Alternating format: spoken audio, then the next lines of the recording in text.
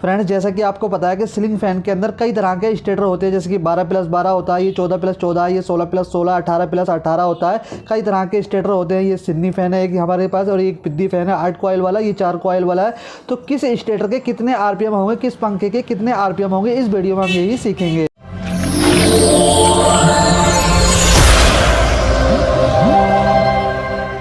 तो friends, RPM पता करने के लिए एक फॉर्मूला होता है। फॉर्मूला क्या होता है? N बराबर F120/P।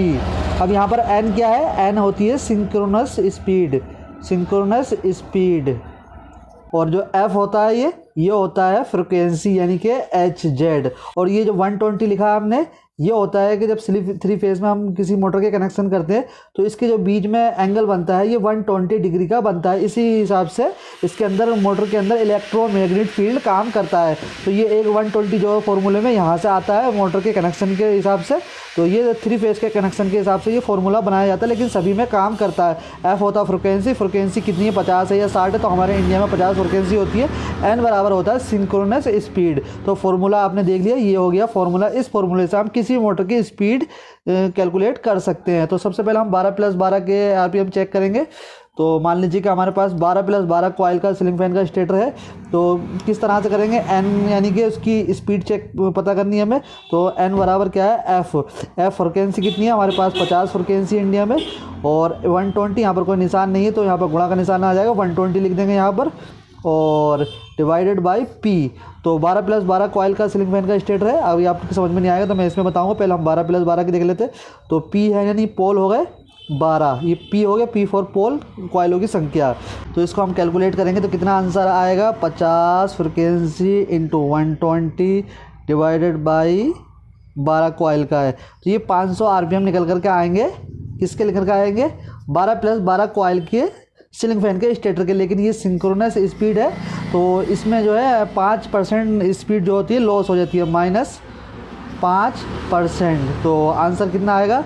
यहाँ पर करेंगे -5%, तो ये आएगा 475 आरपीएम। तो ये मैक्सिमम आरपीएम है 12+12 कॉइल के। 12+12 कॉइल के सीलिंग फैन के मैक्सिमम जो हद से हद आरपीएम होंगे 475 होंगे, और मिनिमम कितने भी हो सकते हैं, 450 भी हो सकते हैं, 460 भी हो सकते हैं।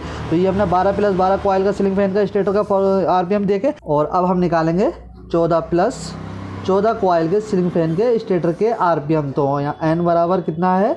50 फ्रिक्वेंसी हो गई, ठीक है, और इंटू 120 डिवाइडेड बाई P। यहाँ पर P है। तो P का मतलब क्या होता है पहले यहाँ पर आप ये समझ लीजिए। ये हमारे पास एक 14+14 कॉइल का स्टेटर है।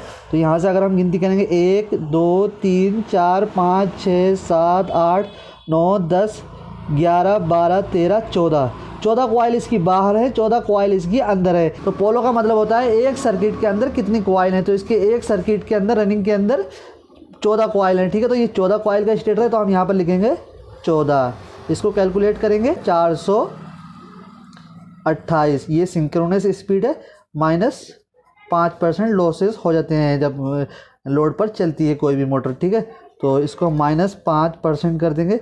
तो यहाँ पर जो एग्जैक्ट आरपीएम निकल कर आए हैं वो 407 आरपीएम निकल कर आए हैं। किसके निकल कर आए हैं? 14+14 कॉइल के स्टेटर के, ठीक है। तो ये 14+14 कॉइल का स्टेटर हो गया। अब हम बात करते हैं 16+16 कॉइल के स्टेटर के मैक्सिमम आरपीएम कितने होंगे, ठीक है।